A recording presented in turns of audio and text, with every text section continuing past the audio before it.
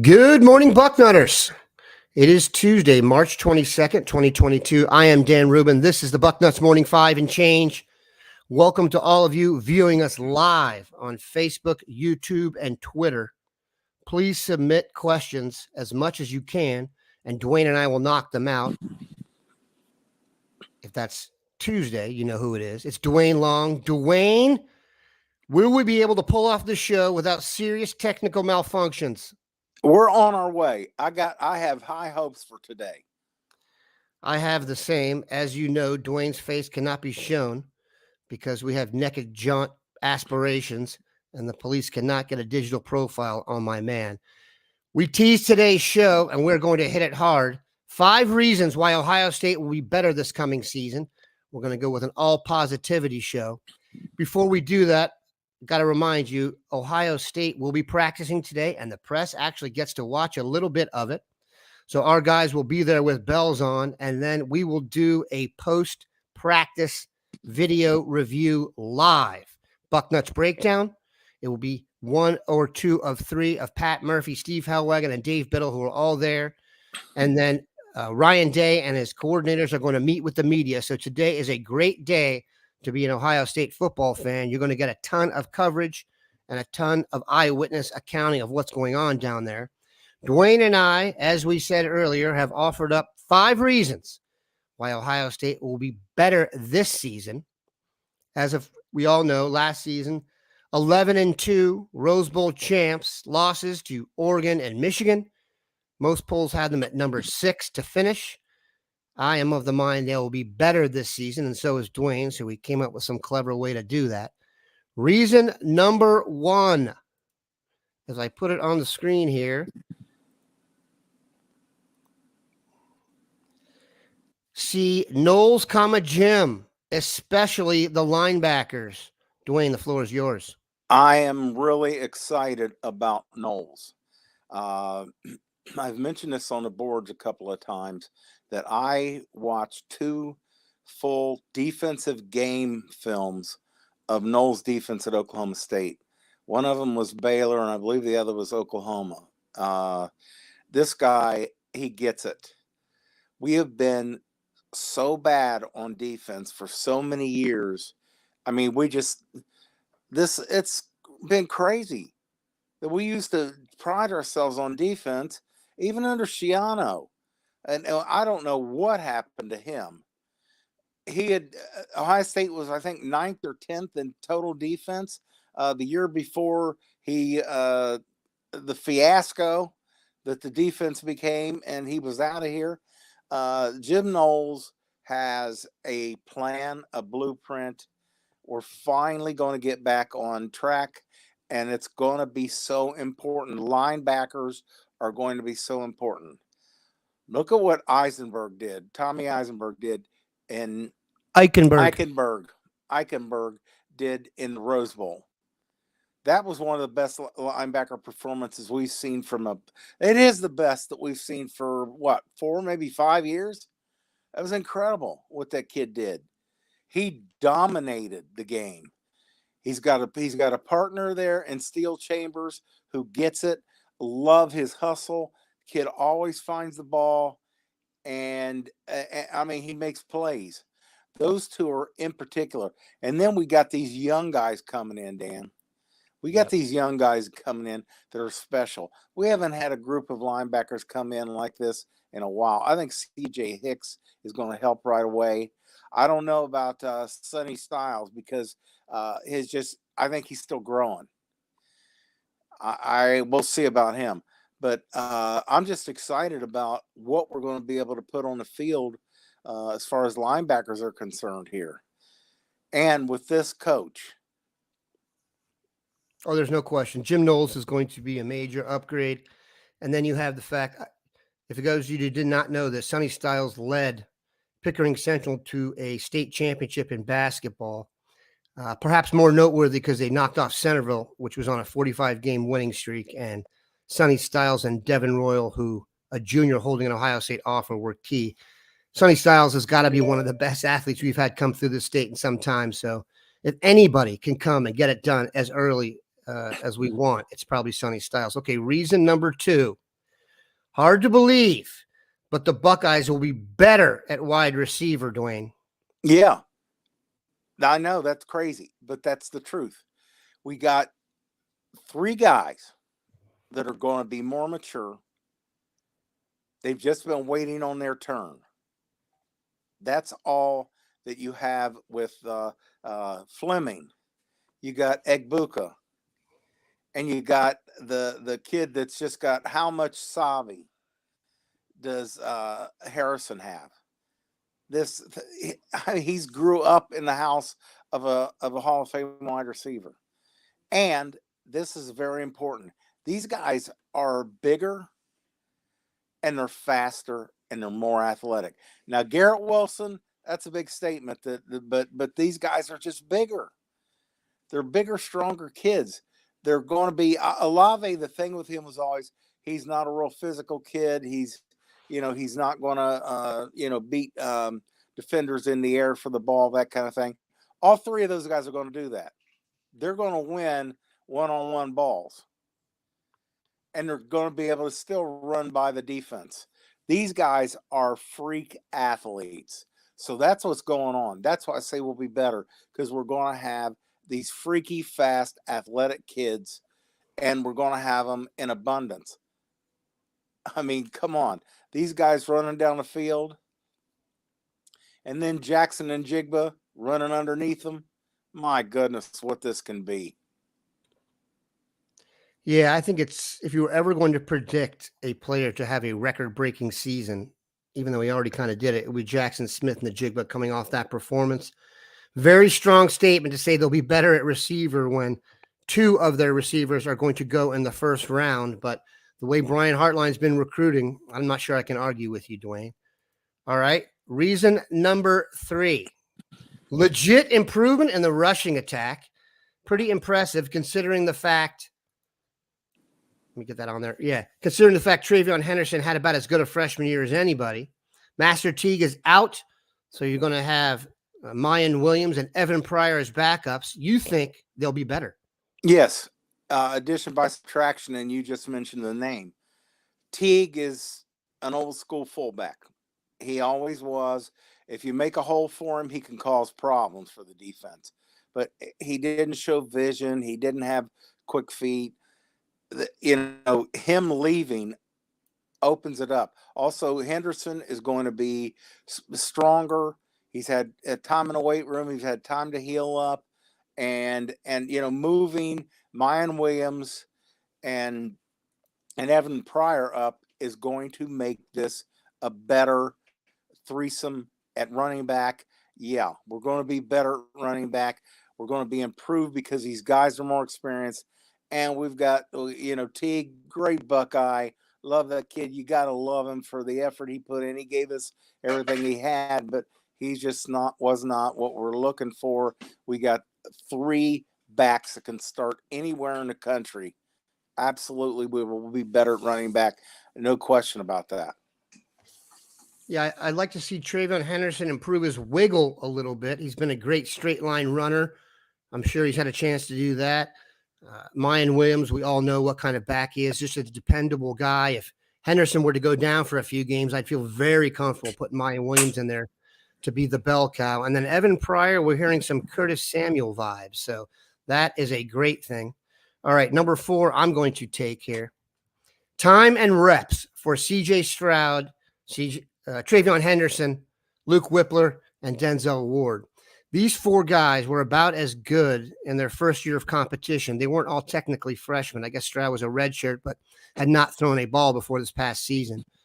You could make an argument they were 4 of the best players on the team. I think these are blue chip future professional football players.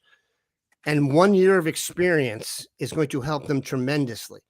The idea that they know where the coffee machine is on day 2 as opposed to last year, I think. I mean, the sky is the absolute limit. You could make a very strong argument that C.J. Stroud and Henderson are going to be the best players in the country at their position. And Denzel Ward. Did I put Ward on there? I put Ward instead of Burke. Yeah, you also said Henderson. Who? I don't think you meant somebody that you said. I meant Travion Henderson. So the live people will get to enjoy that, and I'll edit that out. That's a mistake. Okay. But there you go. Reason 5 for you, Justin Fry greater than former offensive line management. You have to assume that. Why? It makes no sense to shake up the staff, guys that have been recruiting uh, players, and who players have established relationships with.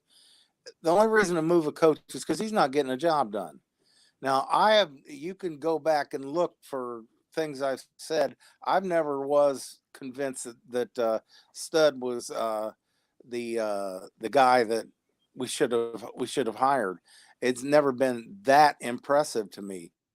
And I also go back to something I've mentioned this before on the boards, that a coach that I know, a high school coach, had been invited. They invite coaches down to keep that relationship going with Ohio high school coaches, and they brought him down, and he said that it looked like to him that Wilson was the offensive line coach, and Stud was his assistant as he watched him. And this guy was a college offensive lineman, so he knows a little bit about offensive line play.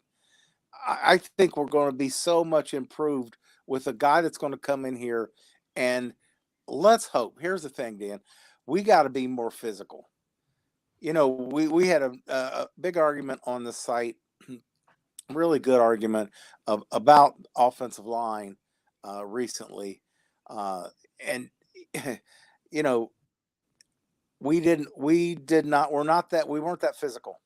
It was a problem. We didn't see it really come out till the Michigan game. But you also got to remember that this is a team that allowed 17 sacks in 13 games. This offensive line was built around the pass, but that does not mean we can't be physical. That they can't come fire off the ball. That was embarrassing. Let's be honest. That was embarrassing that Michigan just stuffed us. This is a Michigan game, man. If you don't get off the ball in any other game, you get off the ball in the Michigan game. So we got to get this guy in here and get him to, let's get back to basics. Run the No ball, question. Yep. be physical up front. They had a harder time running the ball in short yardage and pressure situations last year than they have in several years. They've got to get back to that. What makes Ohio State is, yes, they can get you over the top and have more skill, but they're also able to punch you in the face down the field. And they really weren't able to do that against quality opponents this past season. So that's got to be better. And we think it will be with the addition of Justin Fry. So that was 5 reasons why Ohio State will be better this season. I don't think there's any reason that they shouldn't be thinking championship. We're going to take a quick break for those of you on the pod. And we are back. Now we're going to answer some questions that have been submitted. We, of course, have to say hello to Suzabo, who's quickly developing into our finest, most devout listener and viewer. Question from Bedevil11, excuse me. Duane, do you think Marcus Crowley will enter the transfer portal? I think it's likely because he's not going to be one of the top 3. With what we got, Henderson's the best back in the country. Got Mayan Williams, who would start anywhere else, and Pryor, and he's just not gotten enough reps. He keeps getting hurt, and that has an impact. Rust happens. So you see players not take time off. Maybe take a year off to heal up. No, you can't do that. Your skills are going to deteriorate. I just think he's 4th, and he doesn't add any dimension that we don't already have. Hell of a back. If he had not been hurt, he might be the one that's Henderson is backing up. He's that good. If he could have stayed healthy and just gotten that many reps over the last couple of years, but I just don't know where he fits. Love to hang on to him. That'd be great to have a 4th back as good as Crowley. Oh my goodness, please. Yeah, Crowley would be on my list of guys that a change of scenery would really help. Running back is kind of like quarterback in that if you're not at the top of the depth chart, you're just not going to get the ball. He's got to go show what he can do. You were right. He's just had terrible luck with injuries. I think his upside is tremendous. So I wouldn't be surprised if Marcus Crowley goes somewhere and ends up as the bell cow at another Power 5 school. Next I would agree question. with that. All right, great.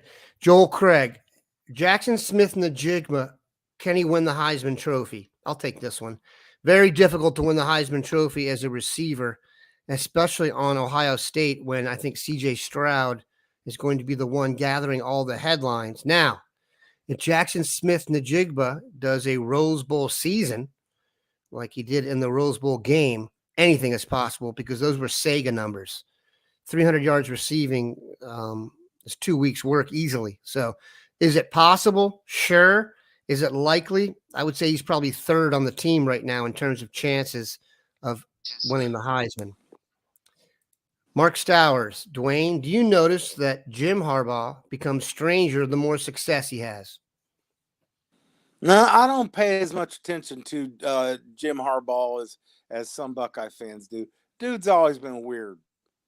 You see him interviewed, and there's not a time that I've seen him interviewed that I didn't at some point say, "What?"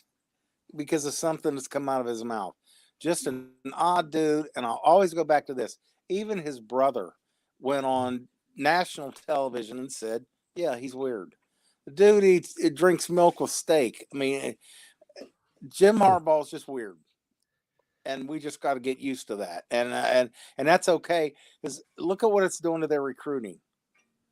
They're taking 3-star guys regularly instead of coming in. How are they going to compete with Ohio State on the field when they don't compete with them in recruiting? It's just not going to happen. Question from Where Goes One. It's going to be fun watching Zone 6 this season. Who will be the third receiver, and who do we have that might enter the portal? I think the third receiver is going to be Egbuka.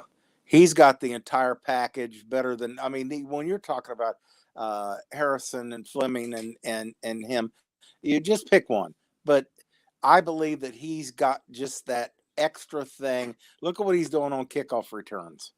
We haven't had a good kickoff returner for a while, and he scares the defense every time that the kicking team, every time he touches the ball. This guy is even more special, I think, of the three. Yeah, I think he's even more special. If you told me when all is said and done that Emeka Egbuka is the best pro of all the guys that have come through here, I wouldn't argue with you. I don't think he has a discernible weakness. Just needs chances to get the ball in his hands. And I think the sky is the absolute limit for Emeka. He was highly, highly rated. Number one player in the country at his position. And I don't think he's done anything to let us think his future is not equally bright. Yardvark's Lawn Care getting some advertising in here through his name. Who are the two national guys for the O-line in 2023 most likely to commit? Thanks. Hard to say right now, and really they're focused more on guys that are in state, but there are some national guys out there, Duane. Have there been any national guys in 2023 that you really, really love that you want to discuss? Fleming. I'm trying to remember the kid's first name. I just saw his film. It's Monroe. The last couple of days. Monroe Fleming. Yep. That kid, I love his feet. I love his frame. He's got length. He's got everything you're looking for in a left tackle. Absolutely. That kid, he tops my list. Just kids that are, I don't pay much attention to kids that aren't interested in Ohio State. Of the kids that are in, there's no reason to sit around and mope about the guys that's not really looking at you. That kid right there, we want to get him. We could just throw him in there at left tackle and say, okay, you're just going to learn it. It may be the school hard knocks, but you're going to learn to play left tackle. And he's going to be good. I would love to land that kid. Yeah, I can, in-state recruiting has been fantastic for the offensive line. I think they'll do just as well out of state now with Justin Fry in the mix. Question from Jordan Pickram. Where would you rate this year's team among the all-time teams in terms of talent potential? And what do you think will be the score of the Michigan game this year? I'll take this one. All-time talent-wise, you're talking about a program that's arguably the best of all time. So anytime you get into an all-time discussion, you got to be very, very wary of what you're saying. I will say they are really strong at the important positions, and that's quarterback and defensive end. So I think the sky is the limit. Ironically, the team that was the most talented probably didn't win the championship, which was the Zeke game, if we all remember, against Michigan State. But I would say this team has real potential to win the national championship, which is about as good as you can expect going into the season. I think if you want to get into all-time team stuff, we got to see something. What do I think the score of the Michigan game will be this year? How about this? A lot to a little, with the good guys having a lot. All right, let's get this. What do you guys think the Buckeyes' average score per game will be this coming season? I think you want to see it above 40 points per game. Duane, I think you remember this. Once Ohio State gets its defense rolling again, you remember we used to say if you could get 40, there's nothing the other team can do because they're not getting 40 on Ohio State's defense. So is it realistic for this offense to average 40 points per game this coming season, you think? Yeah. The weapons available, it's not like the defense is going to get a break at any point. They're going to try to cover three receivers. They'd have a hard enough time covering two of these guys. And then you've got Henderson coming out of the backfield. And it looks like we're going to throw the ball to Pryor more. You can't. There's just too many weapons. It's just how many points do they score? It's not trying to stop them from scoring. You can't. It's impossible. Yakov 22 with a statement. Cam Hayward is on his way to Canton, Ohio. Wow. I tell you what, he has had a tremendous career with the Steelers. He's a captain. He is a perennial Pro Bowler. Is he a Hall of Famer?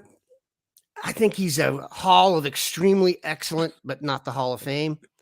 Very difficult to get in there. Not sure he's going to have the stats. Defensive linemen, they like stats. Not sure he's going to have the sacks. He's had a tremendous career, though. Especially as a 3-4 end. Correct. Especially as a 3-4 guy. It's really hard for a 3-4 defensive lineman to make it, because, as Dan says, the splash plays, the sacks, that's just not what they do. And yeah, I'm a Steeler fan. He's been great. He's been a great player, great person, great for the organization. I don't know, 3-4 defensive ends. I'm trying to think of one that really, Bruce Smith maybe.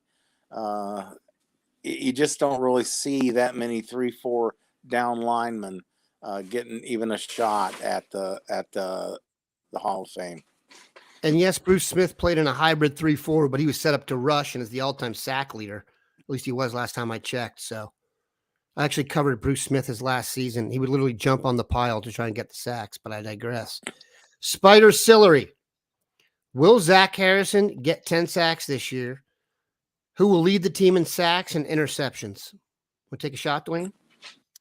Yeah, Harrison was really coming on the second half of the season. I'll tell you what, he got sat out for a game. And because Ryan Day has turned information about injuries into something that is guarded like Fort Knox, we don't know for sure if he was actually hurt. All I know is he got sat down, and then he was a different player when he came back. He was really tough at the second half of the season. So I think that lighting that fire under him, which has always been the question with Zach, I think that they got his attention, and yeah, he'll get 10 this year. I'm really confident about that. As far as interceptions concerned, I'm going to go with Burke until somebody else steps up in the defensive backfield. I confused Denzel Burke and Denzel Ward earlier, but they have this in common.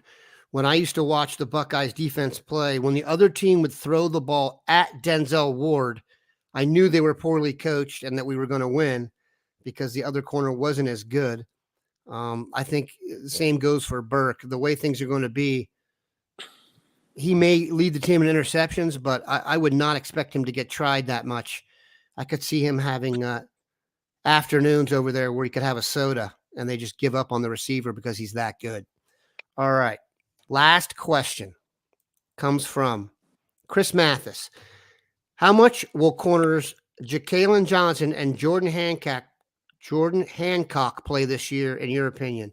Duane, you've always been really high. You've been really high on those guys. Please go with it.